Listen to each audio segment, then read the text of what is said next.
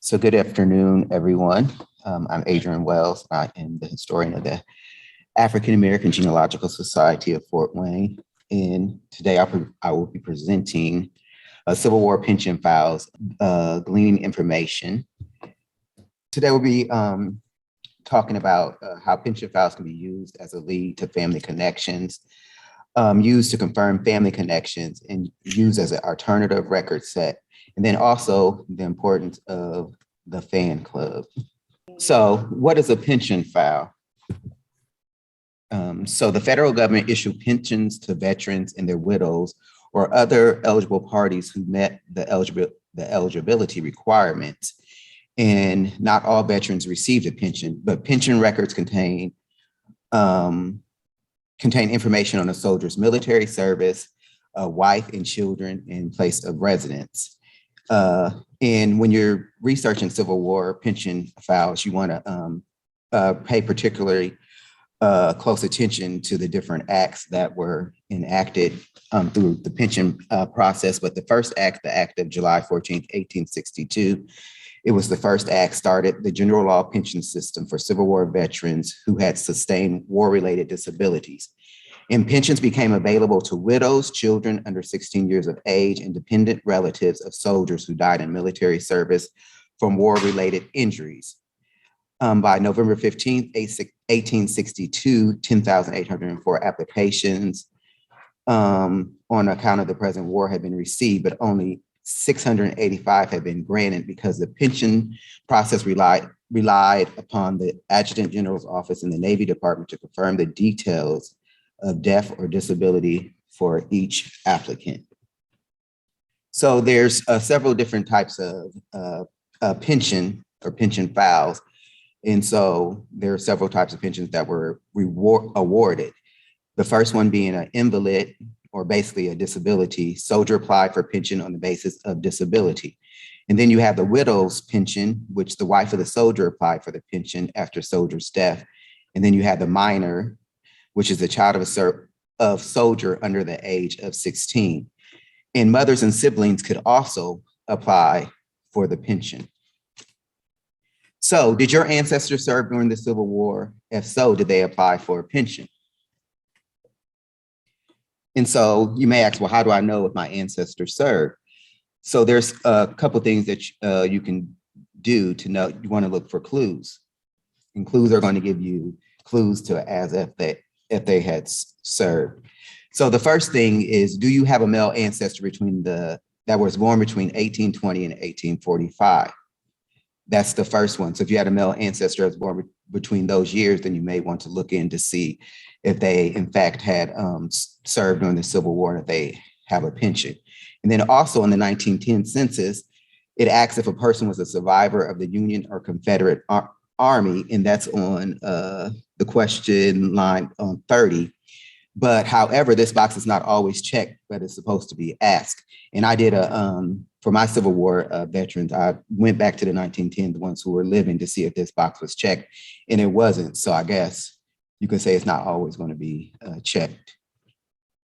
And then so you want to look for clues in family histories.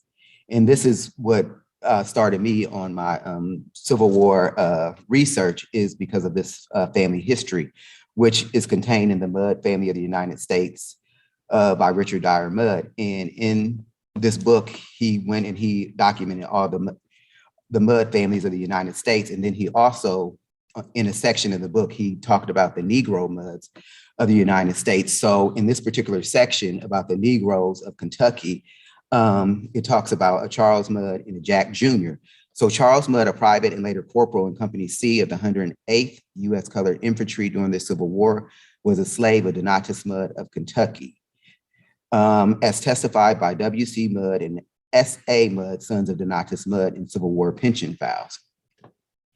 And Jack Mudd Jr., Negro, enrolled in the Union Army at Lebanon, Kentucky on May 18th, 1864, and died in the service at New Albany, Indiana. He was the son of Jacob and Cecilia Mudd, slaves of Donatus Mudd of Kentucky. In the pension file, in this case, it is shown that Donatus Mudd released his slaves as soon as President Lincoln made his Emancipation Proclamation. And the financial embarrassment resulting from the release of the slaves is well described by the children of Donatus Mudd. Many of these slaves have been bought at big prices, and the loss of their labor and an investment represented by them has been described too often to require repetition here. But it also goes on to say many Negro families were found in Kentucky censuses, Washington County, beginning in 1870. And that Washington County is where my family is from. And if you see the picture there, that is Private Corporal Charles Mudd, my second great uncle. So this is what started my Civil War research. And then also you want to look for clues in newspaper articles or obituaries. Like this death notice right here says, age, color, man dies of infirmities. Uncle George Mudd, colored, age 84 years, highly respected Negro of the Mud Hollow section, died of infirmities imminent to age Wednesday night, September 17th, 1924 at, and I'm not for sure what the time was, but it was at night. And it says funeral services was held at St. Rose Friday morning at 10 o'clock and burial was at the St. Rose Cemetery. Uncle George was a veteran of the Civil War and was considered an honest and upright Negro. So here we have a death notice of Uncle George. And at the end, it talks about how he was a Civil War veteran. And Uncle George is my second great grandfather. So you want to look for clues in those newspaper articles and obituaries. And then also look for clues on cemetery headstones. Right here, we have me standing at my second great grandfather, George Mudd's grave site. And then we also have another headstone of a Pius Sims, which I'm still trying to verify, but I'm believing that he's some relation. But on their headstones, it lists that they served. Well, my second great grandpa, George, he served in Company F of the 108th U.S. Colored Infantry, and Pius served in Company E of the 108th U.S. Colored Infantry. And if you notice on George Mudd's headstone, it doesn't say USC, it just says the U.S. Infantry. So sidebar, I'm gonna give a story. So I was going to Kentucky to a family reunion, and so I thought that I would go a day early to do some research at the courthouse. So I get there on Friday, and I go to the courthouse, and there's a sign on the door saying the courthouse is closed because of budget cuts and because of the holiday, it was Labor Day weekend. And so I'm like, okay, so what can we do now? So I said, we can go to the cemetery to see if we can find, the grave location. So I called where someone is buried. So we go to the cemetery, and she told us, she was like, well, you're gonna just have to walk around and hope that you find what you're looking for. And so this cemetery, I don't know if you can tell from the pictures, but it's hilly. And so we get to it was me, my uncle, my sister, my nephews, we had went. So we walking around, and it's hot, and we're going up all these hills, trying to see if we can find these grave sites. And we couldn't find them after about an hour, 2 hours. So I'm like, well, it's time to go, because I'm tired. So as I was walking back up the hill, something in my spirit told me to turn back around and walk back down the hill. I'm like, so I walked back down the hill to the road, and I turned around, and there was George Mudd's headstone staring me in my face. And so I go back, and I was like, well, that doesn't say colored. So I thought maybe it might be a Caucasian guy. So I go back to my car to get my notes, my records, and to see what regiment Grandpa George served in, and that was his regiment. So I go back down. I was like, that has to be him. And so we get back down there. My uncle and my sister was over a little bit, and they was like, oh, here's some more Mudds over here. And so I go over there, and that was his wife, George's wife, Imelda, was her headstone they was talking about. And Uncle Charles, that was in the picture, his first wife, that was her gravesite over there too. But we're going to talk about how I came about why there was no records later on in the presentation via the pension files. So also the Friedman Bureau records. Some of you may be familiar with it, and some what this record said, and some may not be. But in the Freedmen's Bureau, here's the record for Stephen Rayleigh. He served in Company C of the 105th U.S. Colored Infantry, and he is my fourth great grandfather. So this record is contained in the Kentucky Freedmen's Bureau Office, the Lebanon Sub Assistant Commissioner, Roll 97, Register of Claimants, and is dated May 1866 through February 68. And so here is Stephen Rayleigh, my fourth great grandmother. He's putting in a claim for his bounty, because when the soldiers enlisted, they were promised a certain amount of money. So he was putting in a claim to try to claim his bounty. And this record is contained in the Freedmen's Bureau. And then there's also other records pertaining to the United States Colored Troops, also in the Freedmen's Bureau. So that's just some of the clues that can lead you to whether or not you had a Civil War veteran. So the search. So some of the things you're going to need as you begin to search for your Civil War, to see if you have a Civil War veteran, is you're going to need the name of your ancestor and the state where your ancestor lived when the war started in 1861. And this is very important, because when you get into these records, you may find that there's 50 George Mudds or 100 people with the same name. So you need to know where your ancestor lived to verify if you have the correct person. Because I was doing some research, and I know one of my ancestors was Allen Mudd. So I was like, well, in Harrison Mudd. So I was like, well, I looked on, did my search, and I found a Harrison, I found the Allen. I'm like, oh, this is them. So I went and, got their pension file and whatnot. And I was reading it through it. I'm like, well, no, this ain't them. I mean, they were from Kentucky, but it wasn't them, but they had the same name. So, and then after you have your ancestor's name and locate the state where your ancestor lived, then you want to find the application or pension numbers you need in order to request the union pension records. And so the actual files have not been microfilmed, but the indexes are available at Family Search, Fold 3, and Ancestry. And so you want to search the General Index to Pension Files, 1861 to 1934, and it's alphabetical by the veteran's name on Ancestry. And then if your ancestor was still alive between 1907 and 1933, you can search this index, which is the Veterans Administration Pension Payment Card, 1907 to 1933, and that's on FamilySearch.org. And then so here is the Civil War Pension Index, the General Index to Pension Files, 1861, 1931, and this is the results for Sims. So I went and searched for my fourth great grandfather, Benedict Austin Sims.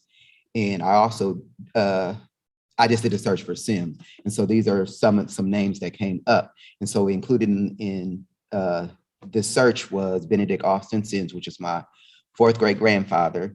And he was in Kentucky. And then there was Pius Sims, which also was in this database, which I said I'm trying to find if he's some relation. But once you click on to view the record, it's going to pull up their index card. And so here we have Pius Sims' index card, and it says that he served in the Company E, the 108th U.S. Colored Infantry. And so the date of filing for his pension was July 5th, 1889, and he applied for an invalid pension. And so there you have the application number and the certificate number, which you would need when you get ready to request for the pension files. And then so the Veterans Administration Pension Payment Cards, 1907 to 1933. And so here you have the payment card for Benedict Rayleigh, which is my third great grandfather. He served in Company C of the 125th U.S. Colored Volunteer Infantry. And then you also have the payment card for Henry Rayleigh, which is a cousin, which is the nephew to Benedict. So again, your first steps, you want to identify your ancestor was a Civil War veteran, and then you want to find his pension index card, which can be found at Ancestry Fold 3 in Family Search, because you're going to, like I said, you're going to need those application number and the certificate number when applying for the pension file. And so what I did is I went and I identified all of my USCTs. And so on my family tree on Ancestry, I use this tree icon. It was created by Black Progen, who is Nika Smith, and you can find it a lot of the tree icons on her site. And I like to use them on my tree. So I just went and used them as their profile picture to identify that they were USCT veterans. So, like I said, you want to search for your ancestors if you think they served during the Civil War.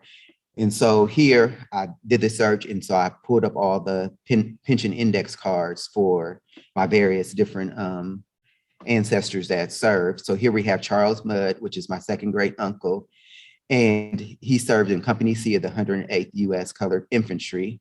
And so on his card, you can see that he applied for an invalid pension, and then also his wife, Rose Mudd, she also applied for a widow's pension.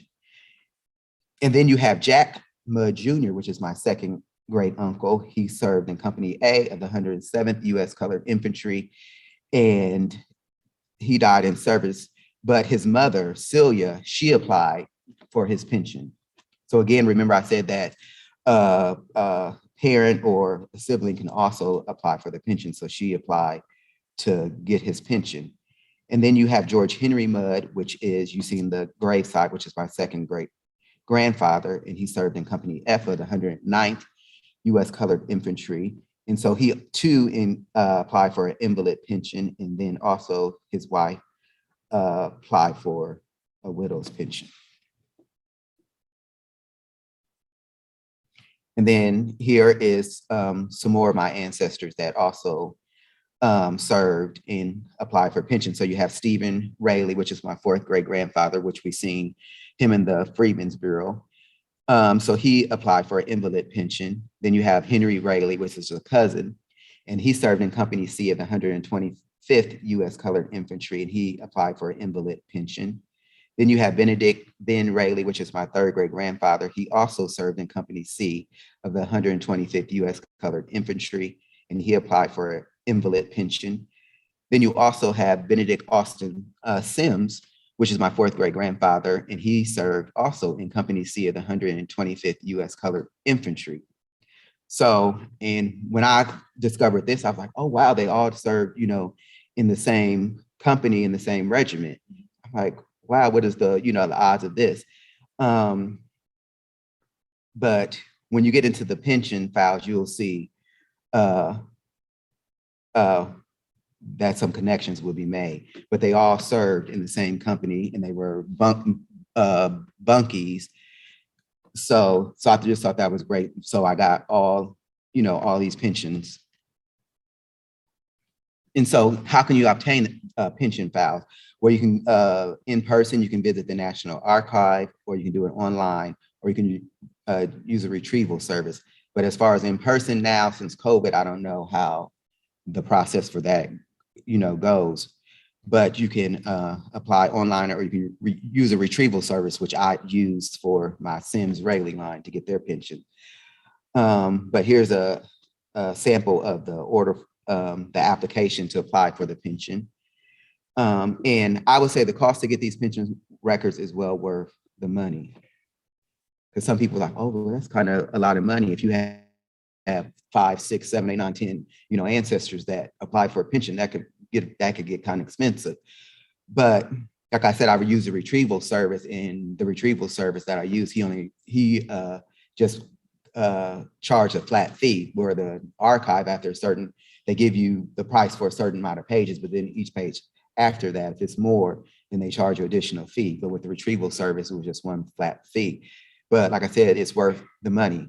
And if you can't afford it, one way to get some help is enlist your family members. Because I have a family group on Facebook, and I just put out a post out there. I'm trying to get these pension files, and if anyone would help, you can cash at me, and in return, once I got the pension, I said I would give them a copy of the pension. That way they would have it. And the response wasn't what I wanted to be, but 2 of my cousins, they responded and they sent me money. And the one cousin, he paid the whole fee for all the pension. So I had some extra money because the other cousin gave some money. So I was able to get another pension file that I had put on the back burner. And also with the pension files, they can be different in sizes. So you can have a pension that may have 100 pages. You can get a pension that might have 200 pages. You might get a pension that may only have 50 pages. So they vary in size. But what you want to do is you want to read through the whole record so you don't miss important clues. Because when I first got some of the pensions that I got, I was just skimming through. And it wasn't until I went back and was reading them again, I found some key information, that was important. So gleaning information and answering research questions, because when you do your research, you're going to have some research questions and some records that you may not be able to find, like in the cases I'm going to share with you. There's some records I couldn't find. I'm like, well, how am I going to, I know they died and I know they was married. I know that, but I couldn't find any record for them. But we're going to talk about how the pension file provided those records. So pension files were created during the application process to receive benefits from the government and were maintained for the duration of the pension payout. So in these pension files, you're going to see different dates in this file, because like I said, until they die, you're going to have different dates in there in the process that it was maintained through the whole application process. So they often contain vital records, witness affidavits, medical records, in correspondence and other documentation. So, like I said, when I began my research, I started with with my mud line. And so I started with Charles, Jack, and then some of the others that had served. And so this is just a sidebar, but I used to go on a lot of genealogy message boards and I would do posts. And so the one message board I was on, I was asking for information on the mud slaves. So I went back to the message board to see if, I got any hits or to see if anybody had posted anything new. And there was this guy, he had posted that he was looking for information for a Charlie Mudd. And so I messaged him and I told him, I said, well, Charlie Mudd, that's my second great uncle, so I have his pension file. And so he was asking for, if he had any diaries or pictures or anything. I said, no, we don't have no pictures, no diaries, and nothing of that such, but I have his pension file. He's like, oh, you don't have a picture of him? I was like, no. And he's like, well, I have a picture of him. And so that's the picture. And he sent me the picture. And that's on file at the Gettysburg National Museum. So we're getting into the pension file. So here's a deposition of Celia Mudd in the pension file for her son, Jack Mudd. And like I said, these pension files can be a wealth of information. And I mean, when you read it, it's like, wow, because this is one of the first pensions that I got. And I was like awestruck. But it says, I am the claimant in the above title case. My age is about 70 years. Don't know my age except as my old and young master have told. My husband's name was Jack Mudd. We were married the year before cholera first appeared in the country. My husband has been dead for about 23 years. I've been a widow ever since. Have lived with no man since my husband's death. I've had 11 children. They are all begotten by Jack Mudd Sr., my husband. 5 of my children are now living. One I live with. His name is George. 2 of my other sons live within a mile of me. Another son lives in Daviess County, Kentucky, and a daughter lives at St. Catherine's, a Catholic college a short distance from here. I was a slave owned by Donatus Mudd until slavery was abolished. And she was saying, previous to the abolition of slavery, I was supported by my master. So here we have in this deposition, we're getting Celia's age, her husband's name, her marriage date. So you have to go do, she said she was married the year before cholera was first came into the United States. So you just have to look up the history of cholera when it first appeared. And so you'll have approximate marriage date. And then she gives the number of her children that she has, and then children living at the time of the deposition. And then where the children were living in the slave owner. So this is just some of the information that is contained in these pension files. And this is words from Celia herself. So when you get your research, when you're doing your research, you're going to have some research questions. And some of my research questions was, I wanted to know who my 3rd great grandfather, Benedict Rayleigh's mother was, because I knew who his father was because he appears on the census with them. And then I wanted to know what is Lucy Sims' maiden name, which is my 4th great grandmother. And then I wanted to know my fourth great grandfather, Benedict Austin Sims, died. And I wanted to know who was the Rayleigh and Sims enslaver. That's just some of my research questions that I had, information that I wanted to know. And by obtaining these pension files, I was able to answer these questions. So who is the mother of Ben Rayleigh? So again, like I said, from census records, I know that Stephen Rayleigh was Ben's father. So using Ben's pension, I was able to answer this research question because contained within his pension file was a baptismal record for Ben. And on his baptismal record, it listed his parents and his date of birth. And, you know, a lot of times you hear a lot of people saying that, genealogists saying that you need to go local. And that is so very true. You need to go local sometimes to get this record. But lo and behold, I didn't have to go local because I got this pension file and this record was contained in here because this is from a church record that was contained at the Catholic Church. And it's not digitized and ain't nowhere online. It's just in their record. And so with this, I was able to confirm his birth date when he was born. So here's the baptismal record, and it says, "Dear Sir, January 3rd, 1846, baptized Benedict, son of Claire and Stephen, servants of Cornelius Rayleigh, sponsor James Spalding, servant of James Spalding, born about 15th of October, 1845. And it says, this is the Reverend James Quinn. This is a correct copy of the baptismal record in the book kept for the purpose at Holy Mary's Church, signed Robert McDonald, Holy Mary's Church pastor. So when I got this pension file and I seen this record, I about flipped the script because, you know, with African Americans, they say that we can't, it's hard getting back, finding records before 1870, but here is a baptismal record from 1846 that lists my people.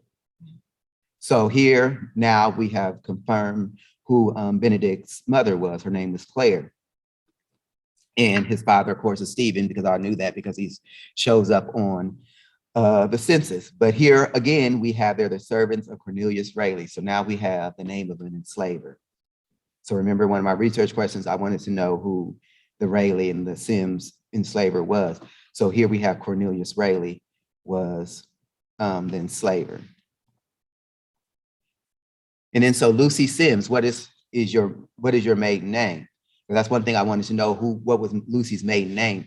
Because on one of the 1880 census, Lucy, she had a guy by Elias Buckman with his wife living in the household with her, and he was listed as being her nephew. So I'm like, well, is Buckman her maiden name, or how is the Buckman connecting?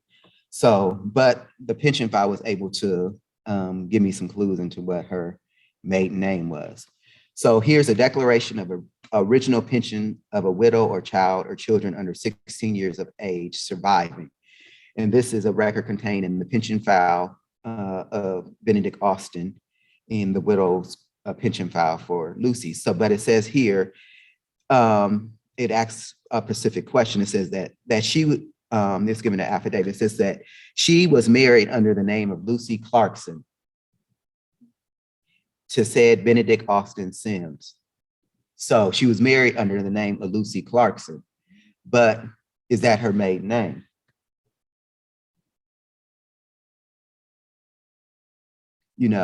And so we have to, and then a lot of times people say, well, people think that your ancestors, because in the 1870 census, they may have a surname, and they think, oh, well, that has to be the last enslaver's surname, but that's not always true. And we're going to find that out in just a second. So here we have deposition of the clerk. He's given an affidavit of who Lucy was. So it says she was born and raised in Washington County. She was born the slave of Hoskins Hamilton, at what time she was called Lucy Hamilton. Then it says Lori Clarkson married the daughter of said Hamilton, and then she became his slave and was called Clarkson. So Benjamin Hayden married the daughter of said Clarkson, and she became his slave till she was emancipated.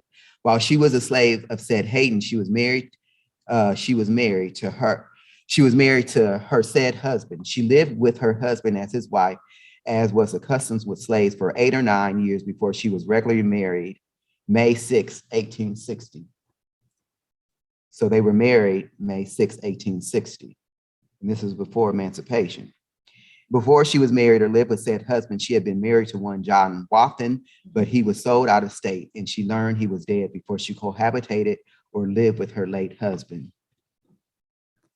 So here we get a wealth of information. So now we find out that Lucy had been passed down within the family, and the name that she got married under, Clarkson, was not her last enslaver's surname, but the previous.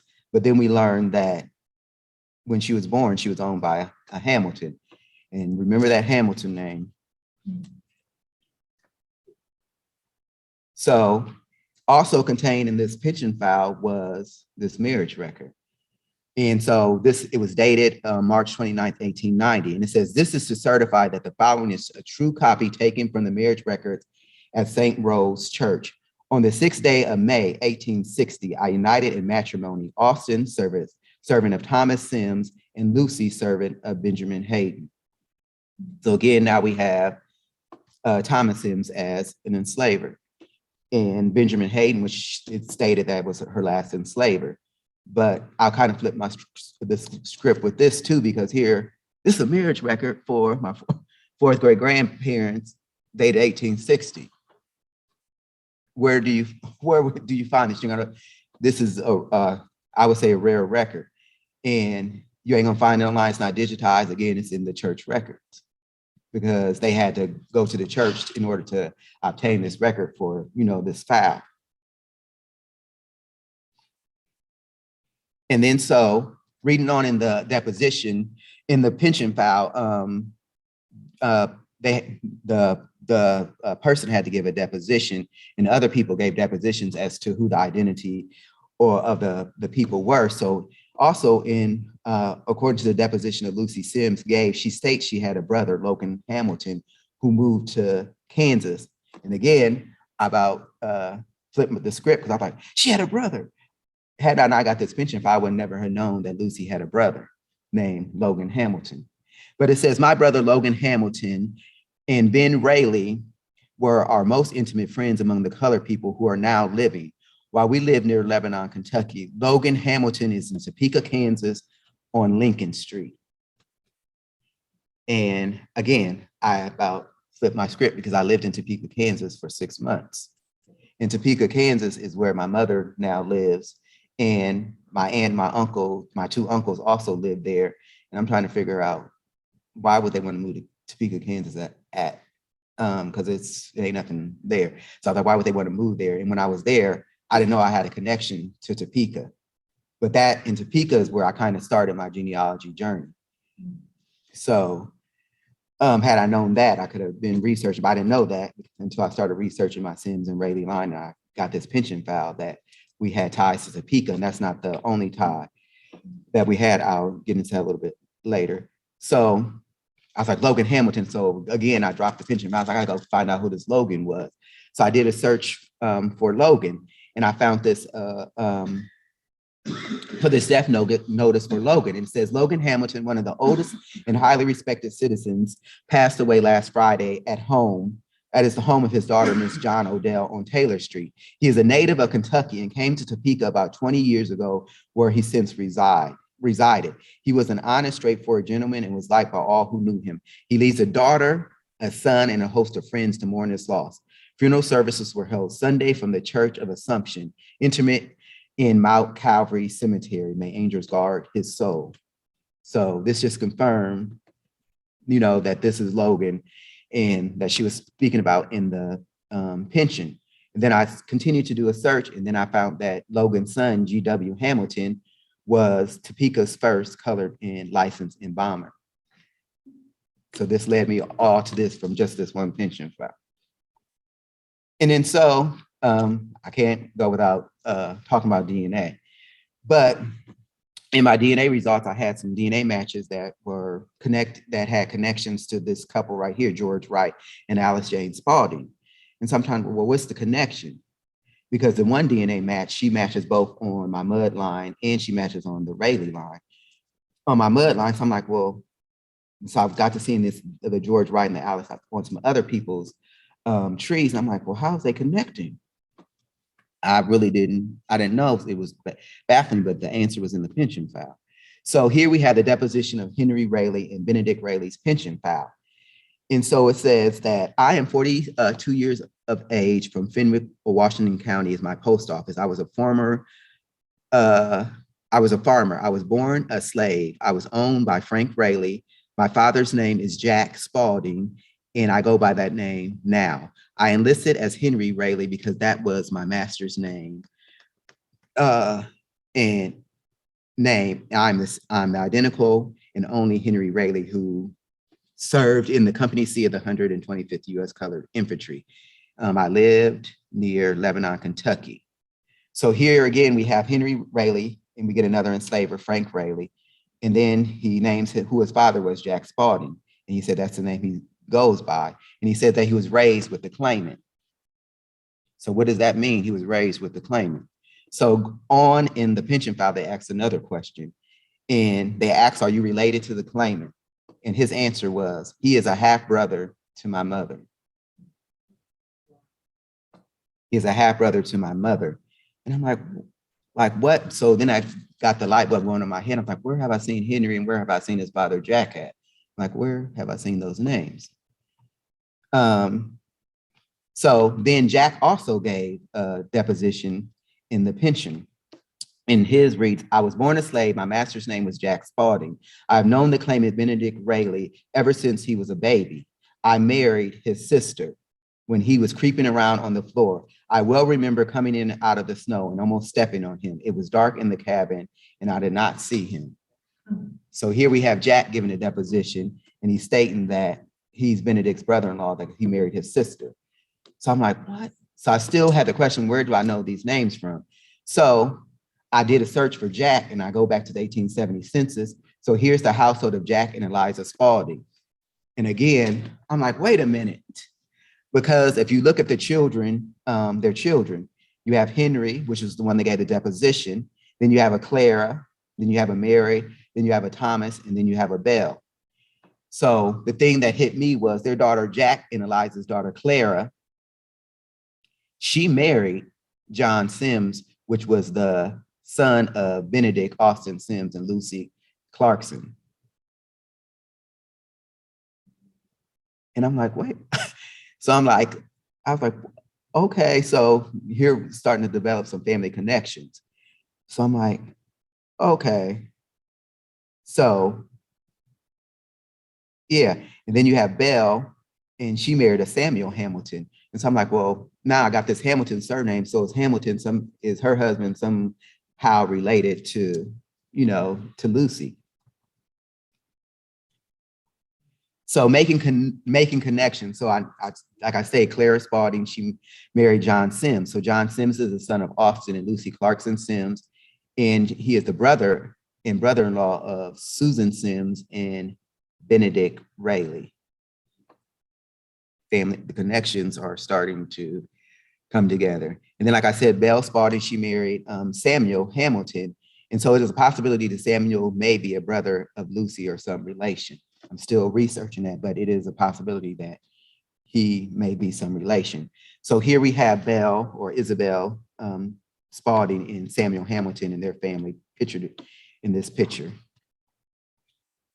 So going back to the DNA connection. So again, I was like, well, who is this Alice Jane Spalding? How is these DNA matches coming together? Well, Henry Spalding married a Mary Yoakum, and they had a daughter named Alice Jane Spalding, who married George W. Wright. So that was the connection to these DNA matches through Henry. So now we're going to look at the records for Benedict Rayleigh, who served in Company C, the 125th U.S. Colored Infantry. So again, like I said, the pension files are going to identify who their former enslaver was. So it says that Benedict was owned by Frank Rayleigh. He said that Frank Rayleigh was my master when I enlisted. So Again, in the baptismal record, it said that his parents were the servants of Cornelius Rayleigh. And so I was like, okay, so he's saying Frank. So in my research, I determined that Frank is the son-in-law of Cornelius Rayleigh, because he married Cornelius Rayleigh's daughter.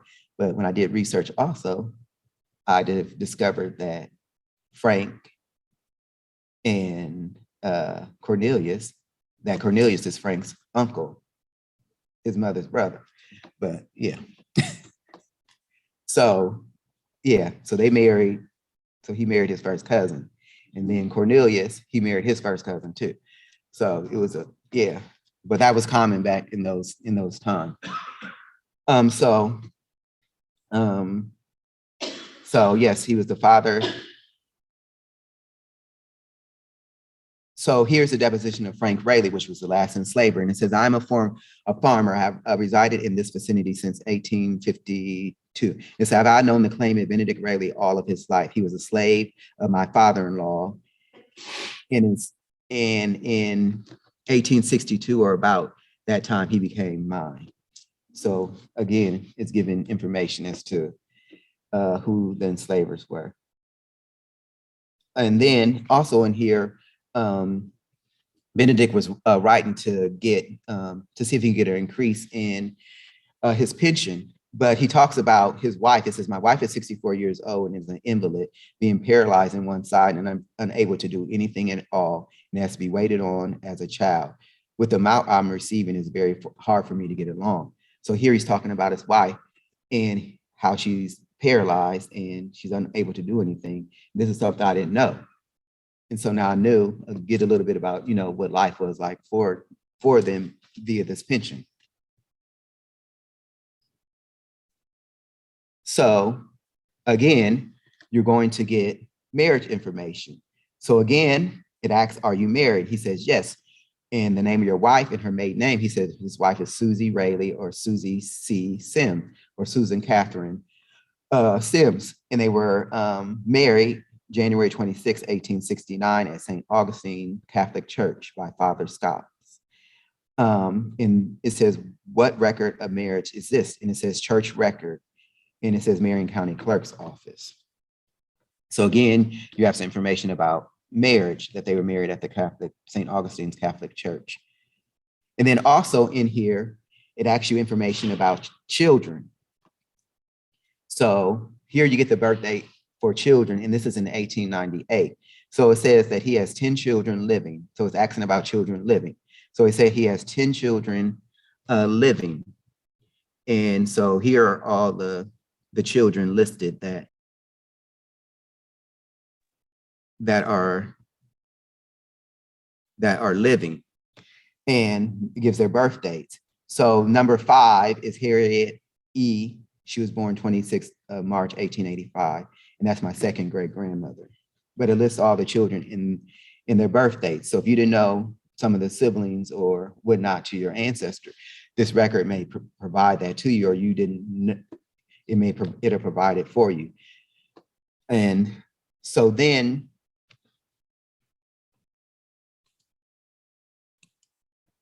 that was in 1898. Again, I said that the records were kept as the term of the pension.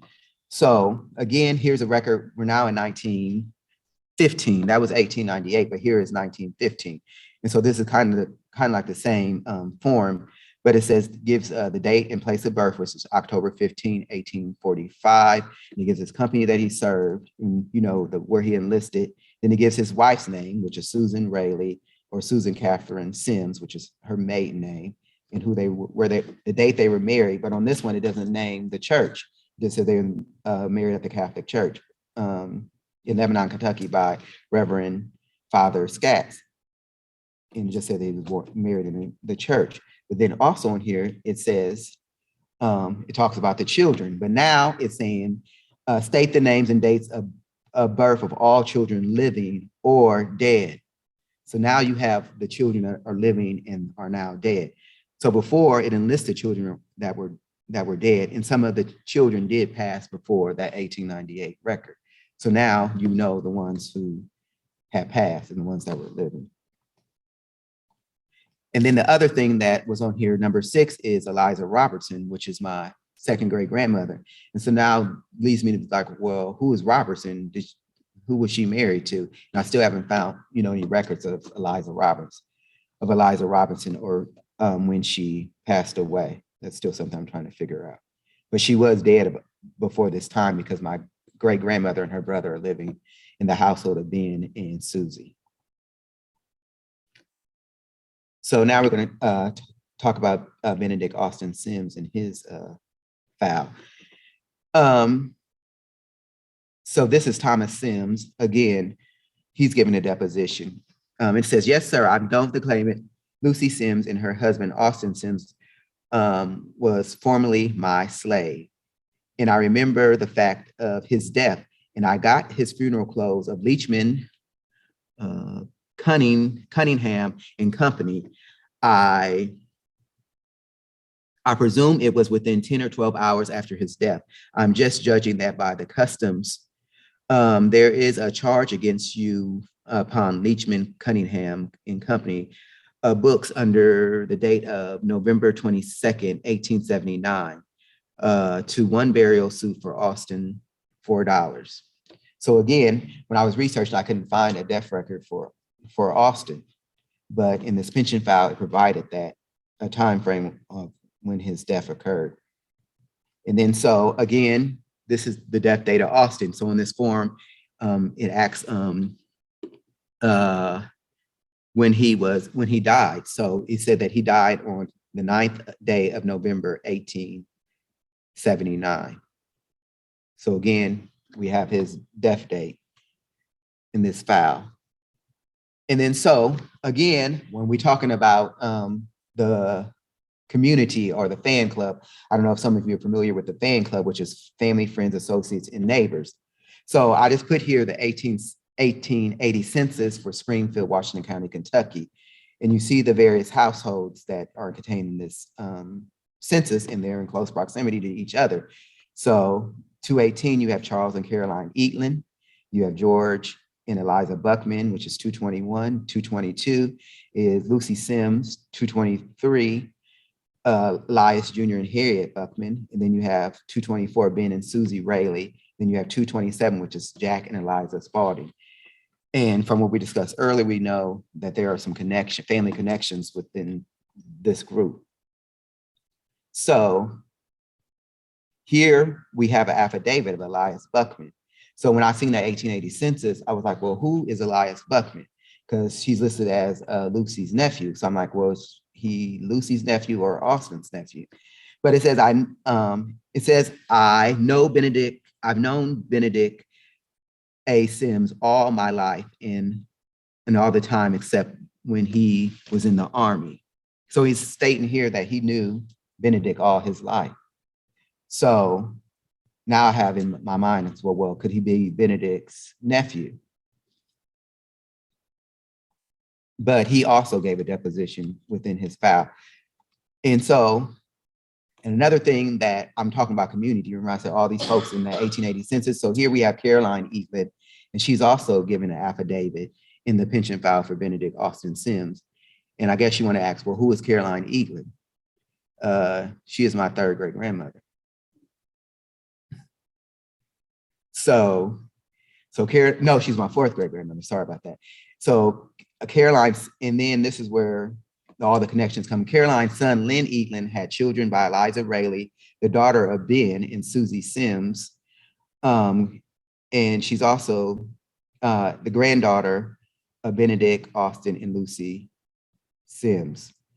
So, and then Caroline's son, Thomas Eatlin, married Mary C. Raley, the daughter of Ben and Susie Sims Raley, granddaughter of Benedict Austin and Lucy Sims. So you see these family connections are beginning to show up and whatnot, and most of these people are connected that are given these depositions within this pension file. And then a thing that hit me too is that when Lucy was given another, in her deposition, she mentions about the death of her husband, and she said that she can't remember the death of of Austin, but she said it was Eliza Rayleigh, wife of George Buckman, who had a child born the day my husband died. So she's referring to the day that Eliza Buckman had a child, the day her husband died. So it would be that child's birthday is when her husband died. So but I'm like, well, who is George Buckman? Because they show up also on that 1880 census page. I'm like, well, who is this George and Eliza Buckman? So again, there's a DNA connection because I did a search for in DNA matches, and lo and behold, right there is George W. Buckman. By this time, Eliza is passed away, and he's married to his new wife, which is Georgia, which is his last wife before he passed. But there's a DNA connection to George. And so we're talking about community and just the research that these pension files led me to. So here we have a map of landowners in Hennessy. Oh, actually, let me go back because she mentions that they're now in Oklahoma. In that deposition, she said, Mr. and Mrs. Buckman are now in Oklahoma. So we have a landowners map in Hennessy, Oklahoma, and there you see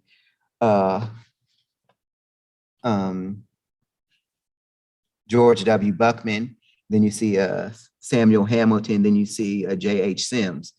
And J.H. Sims is the son of Lucy and Benedict Austin Sims. So there was a group of people that left Kentucky and went on to, we talked about Topeka, Kansas, that went to Topeka, and then they all ended up some of them ended up in Oklahoma, where they became landowners through the homesteaders, through the Homestead Act of 1862. They became landowners, I mean.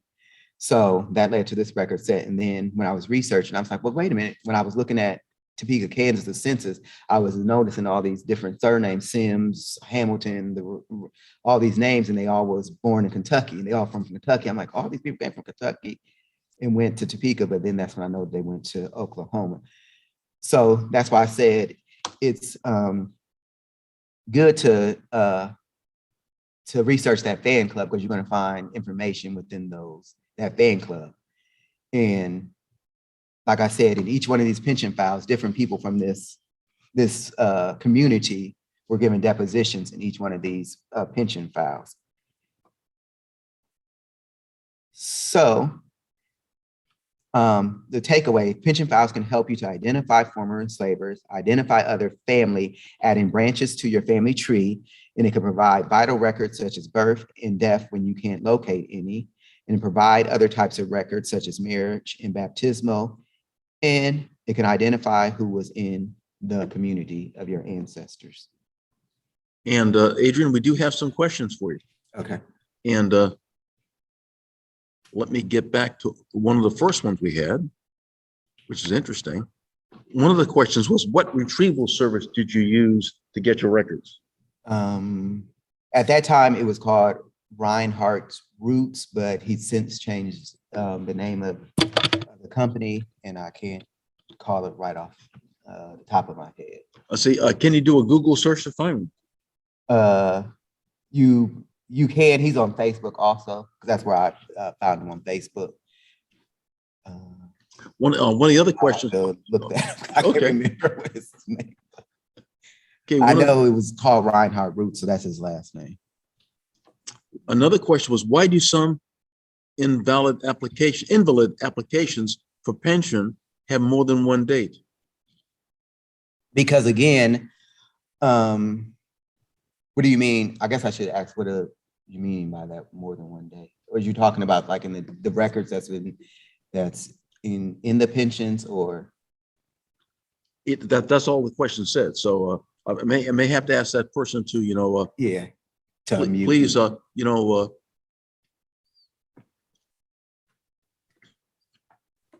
amplify, the question itself. And another question that came up was, are there pictures attached to the records? Some people, there are a couple instances where people have found pictures in the pension files, but it's not typically something that you will find in the pension files, but there are some people who have found a photo of their ancestor in the pension files, but it's not something you're going to find. Okay, Yes, so who I obtained the picture of Uncle Charles was from Ronald Coddington, and he's an author and he's a Civil War enthusiast. So he does a lot of writing and research on the different wars. So the reason why I got the picture and he was posting that he was looking for information on Charlie Mudd is because he was working on a book. It's called The African American Faces of the Civil War, an album. And this is the book. I don't know if you could see it, but he was looking for information for Uncle Charlie because he was featuring him in the book. well done. Yep. Yeah. So Another question. Is there any suggestion for an ancestor with a Confederate pension from Mississippi? I just found his name on the list, but haven't found the application. Confederate pensions, to be honest, that's something that I'm not too familiar with as far as Confederate pensions, but do Roberta or Dr. One of the things I did find out, I can help you with that one. The Confederate pensions were typically held at the state level. Okay, yeah. And then they finally have been moved to the National Archives, but they have, but again, you've got to go to try to find them. But that's what happened. Collect. Yeah, because that's why I thought they were state level by the state. Oh, and the question was, we talked about multiple dates. Applications cards had multiple dates in the first column of the invalid records. What may have happened, there may have been an application first. Invalid pension may have been applied for first, and then you might be, the other day may have been the widow, because they're on the same card. Or it could have been initially rejected. Yeah, and then reapplied. reapplied. Yeah. Because like with I didn't feature his pension file on here, but on I think it was Henry, I think his was rejected, but then he finally got it. Yeah. Let's see here. Trying to get back here to one of the other questions. They mentioned that get here. Was it Reinhardt Roots is now civilwarrecords.com. So yeah, that's it. But that's who I use.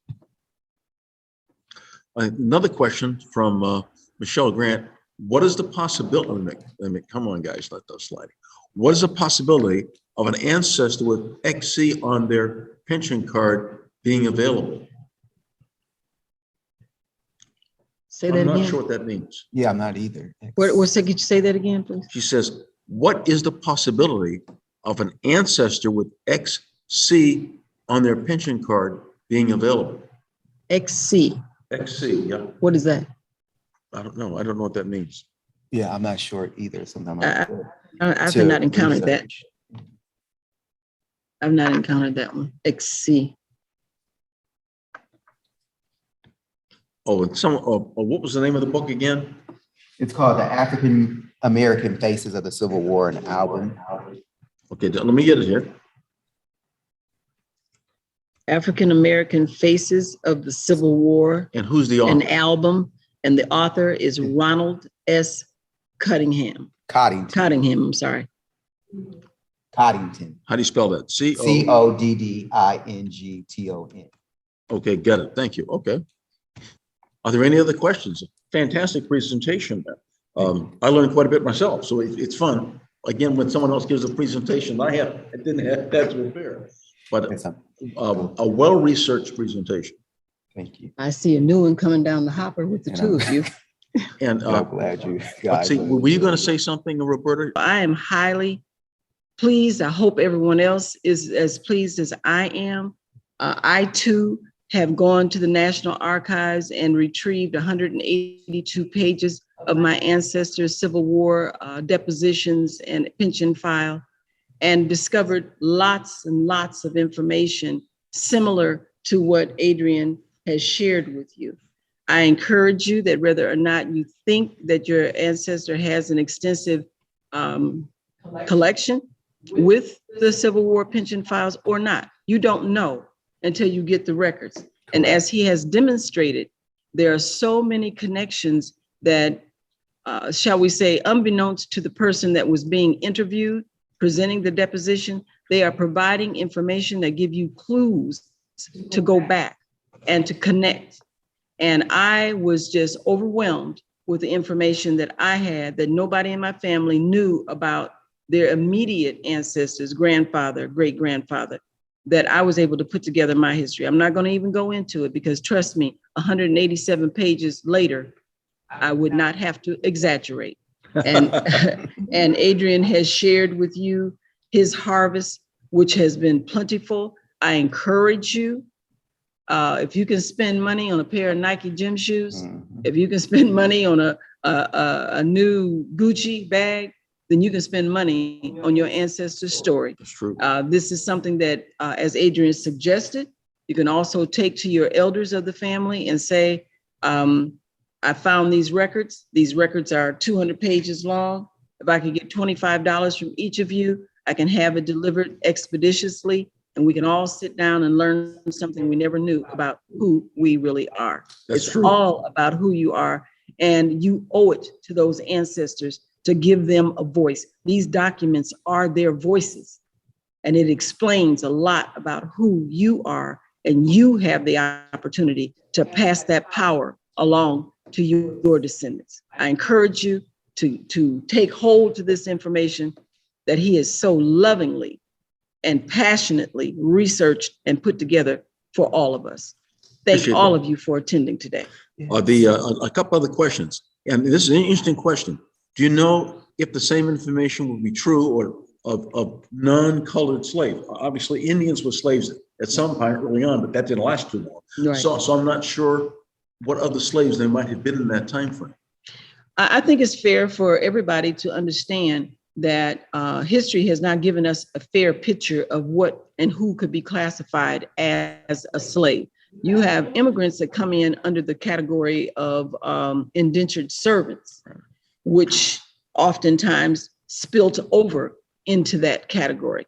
A lot of indentured servants were put into an enslavement capacity, particularly for reproduction, for the slave owner to have a certain category of enslaved people. There are Native Americans who have always been a part of the military system in these United States. And whether or not they would have pension files, if they served and they applied for a pension, then they're going to have a pension file. You should request that information if that is the line that your ancestorship is presenting to you. And that's particularly valuable if it is an immigrant who came under the guises of indentured servitude. True. And it will give you a connectivity to your European connections as well, because as an indentured servant, they're coming 9 times out of 10 out of captivity or imprisonment or an obligation of a debt of some sort in Europe. And a deposition, of course, would be a perfect opportunity for them to tell their story. So whether it's an immigrant from European countries, Slavic countries, Native American who have been employed through, and I say that they would more than likely been voluntary Native American people who were brought into the pension, brought into the Civil War story. And I might also go so far as to say Asian. I don't want to leave that out because that's an area that I have looked into myself for other people. The point is, if they served in the Civil War and they applied for a pension, there are pension files to look at. True, thank you. A key question for you, and I was going to ask you the same question. How long did it take, months or years after requesting the pension files of your family for them to arrive? Since I used the Retrieval service, because Reinhardt would go every month to the National Archive. So usually whatever day he went, a couple of days later, I would have it in my Dropbox. Because he sends it via Dropbox. Wow.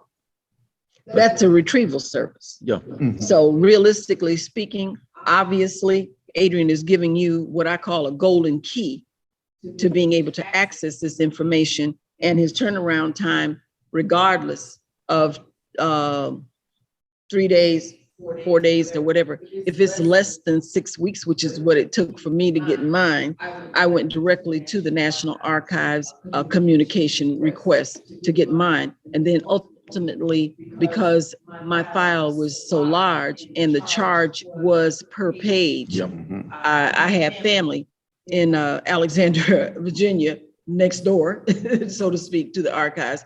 So I made a family trip and I went and I got them at, I think it was 25 cents a page. You've or answered the something like second that. question here. Yeah, How much is the cost per that page? was then. Yeah. COVID has caused everybody to go financially crazy. So I haven't got a current record on what it costs, but you are able, if you take the appropriate photograph equipment, you can take pictures of the pages. They'll allow you to do that a certain way because they don't really like to have things put on the copier at all. But there is a way to make, photocopies, but you can also use camera shots to take the pictures with the right camera. You're getting an excellent quality. But for me, I think I just shared it. I paid almost $200 for mine, but that's been several years ago. What they're charging today, I don't think we've talked about that. Adrian, do you have a current price? Well, I think on the application that I did share, it says that it's $80, I think. For how many pages though? First 100 and then like 70-some cents each page after. I think that's what it said. Yeah. So you can also call National Archives and inquire about that, or even go online. I think sometimes they actually have those pricings online. But if the individual that Adrian has referred you to is willing to help you and can help you, that is probably going to be the most economical way. And outside of that, I requested mine. I got it in the mail. I went there and I made copies, and it was a thrill of a lifetime for me. Because I did. For those who have been there, you know that being able to roam around the National Archives and the Library of Congress is like a grown folks genealogy amusement park. Okay, that's how I see it. I had a grand time. And it is, and for me, when I first, because the first set of pension files I did go to the National Archive, and that was my bloodline. And so just to be able to sit there and have these documents in front of me from those time periods, like, I'm hooked up from 18. Yeah. 19, that's the joy of that. So, yeah. That's the genealogy geek and Adrian. True. Well, Adrian, again, a well presented and developed presentation. Again, thank you so very much. It's interesting, again, to see what is truly available when you start taking a look at it. I do want to point out for the people out there also, if your relatives served in the Revolutionary War, there are also depositions. Absolutely. So again, those two wars are very, very typical. Yeah. Once you go beyond that point, you don't get the depositions like these, as far as that goes. You have no deposition today, for example. Right. In that context. So again, you've showed us something that is truly valuable and unique to research.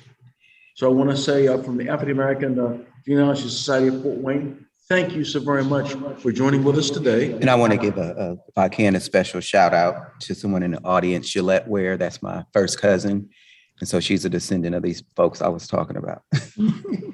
Yay. Well, thank you. The last question was asked, is there a charge to just look at the records? The answer is no. No. I can tell you that, no. But again, thank you all for joining with us, and please be looking for information for our next presentation in September.